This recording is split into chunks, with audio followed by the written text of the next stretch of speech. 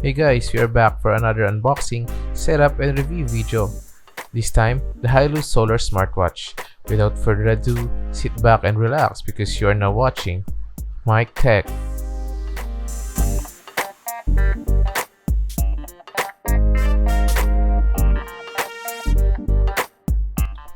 Before the unboxing, just a few information about Haylou.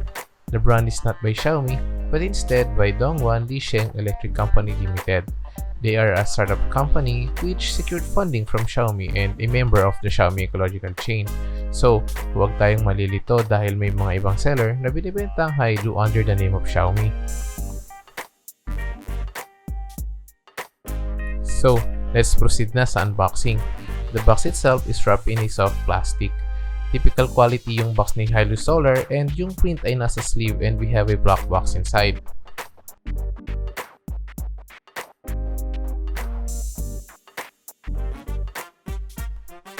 At first, medyo nalito ako kung saan ko siya bubuksan so I'll save you some time. Nasa isang shorter end siya ng box. Upon opening ay bubungad agad sa atin si Haylou Solar. There's a soft foam holding the watch and sa ilalim, you will find the manual and the magnetic charger.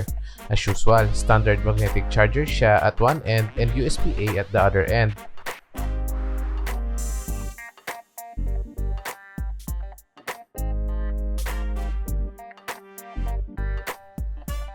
Merong protective sticker sa watch face and let's peel that one off.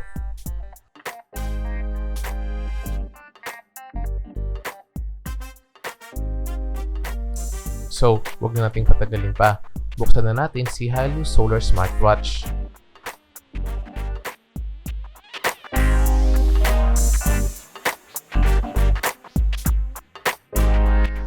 For our specs and overview, meron siyang metal body and the watch itself is round. At the first touch ng ating strap, I can say na medyo flimsy yung connector and medyo manipis siya which honestly I don't quite like. Comparing sa ating Mi Band 5, I feel medyo lower quality siya pero it will still do the job. Yung strap ay malambot at makinis kaya komportable siya suotin. Yung ating strap ay 22mm and yung watch is around 54 grams. At the back, we have our PPG heart rate sensor. We also have the pogo pins for our magnetic charger to connect to. Yung ating magnetic charger may preferred orientation siya and it won't connect if it's in the wrong position. Yung battery niya ay 340 mAh and it is advertised to last 30 days of standby or 15 days of continuous heart rate monitoring.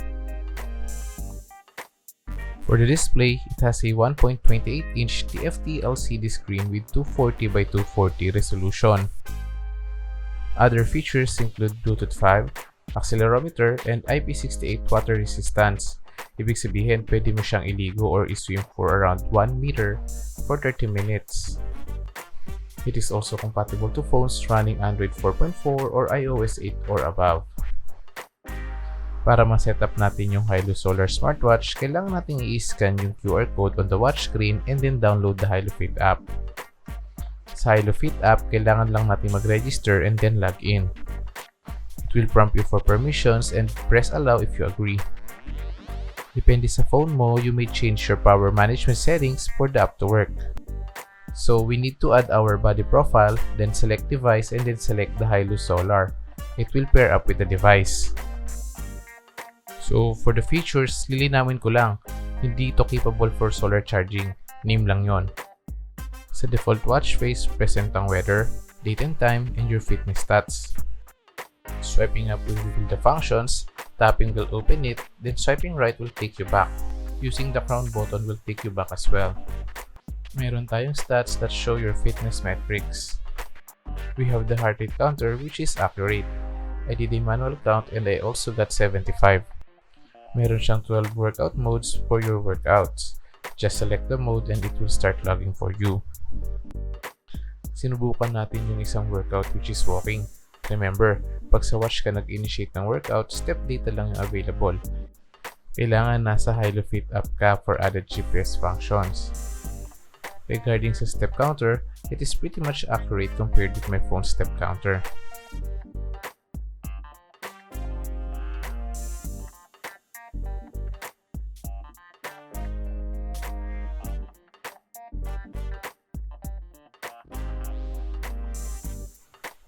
Easy Weather as usual shows the weather data from your phone.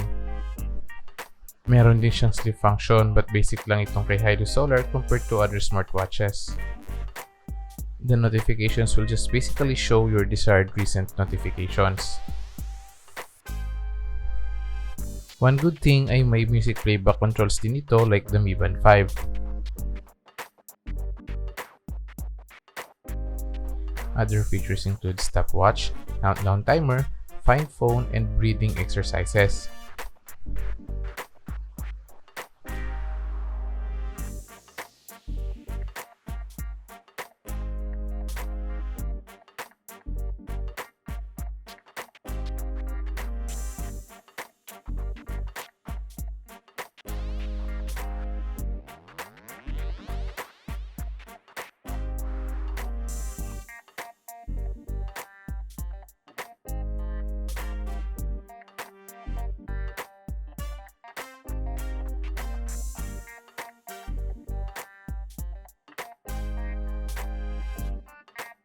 Para sa settings ni Haylou Solar, you can change the watch face with presets installed.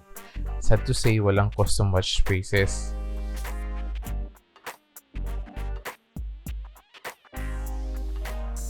Pwede mo ring palitan yung watch face by tapping and holding the watch face on display.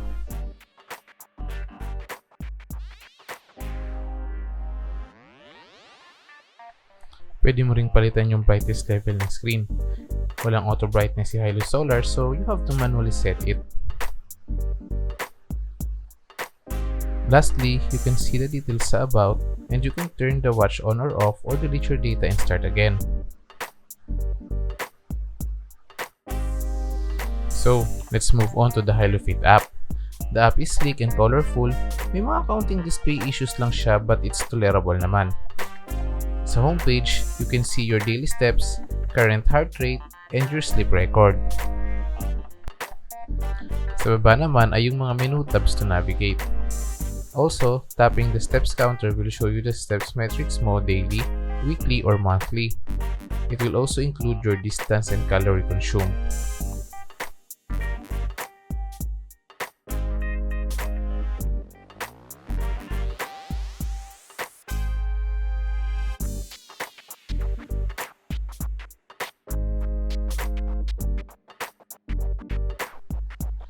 Sport naman, you will be able to start your preferred workout. Clicking the plus button will customize your workout tab sa taas. You can put up to 4 workouts at most, and you can leave one at least.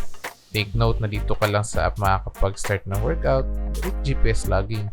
You can set your targets din for your workout, such as your distance, duration, at calories.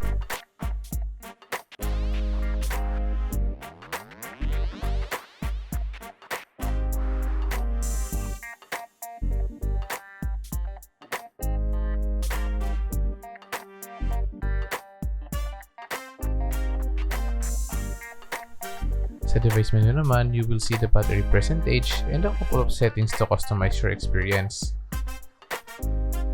You can set up your heart rate monitoring to auto or off.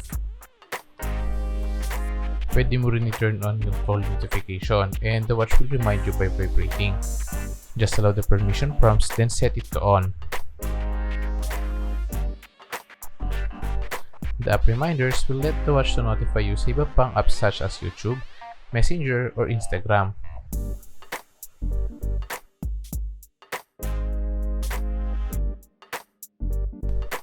If you don't want to sit too long, then you can set a reminder to stand up and stretch after some time.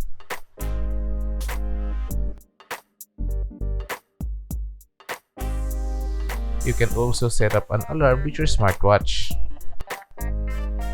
Pwede mo ring i-set up yung raise arm to wake feature on or off. At pwede mo rin i-schedule si DND or Do Not Disturb.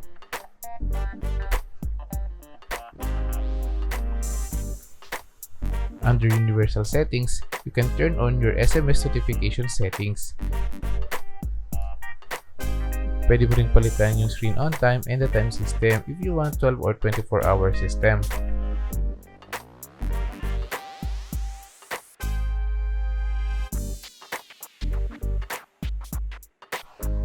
Pwede mo ring i-check kung meron ng bagong firmware or pwede mo ring i-reset yung data mo.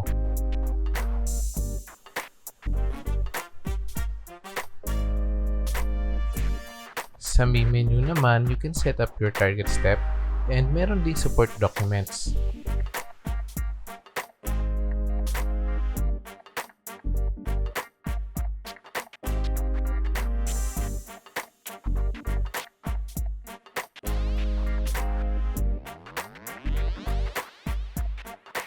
So, for final thoughts, sa halagang 1,499, worth it itong Haylou Solar. And yes, may mga minor issues siya like less than polished app, no GPS, and limited features, but still you'll get a solid smartwatch experience. For more tech videos, stay tuned. This is Mike Tech, and cheers!